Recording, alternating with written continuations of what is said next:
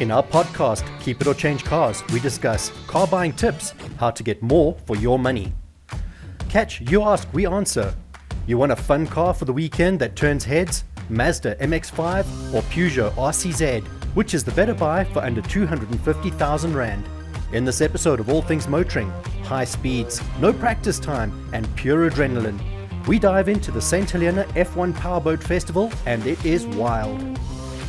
This is All Things Motoring News. To read the full articles or view the full videos, click on the links below.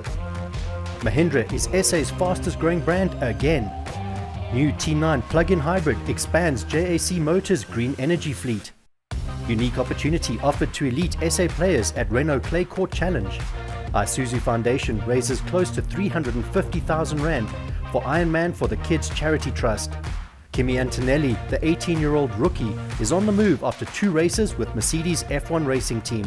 What's in a name? Ever wondered what goes into naming a specific model? We asked the team at Jetour South Africa about how the brand came to select the names of some of their models. Remember, to read the full articles or view the full videos, click on the links below. All Things Motoring News is proudly brought to you by CHANGECARS. If you're looking to sell, need advice, need finance, or need insurance, CHANGECARS has you covered.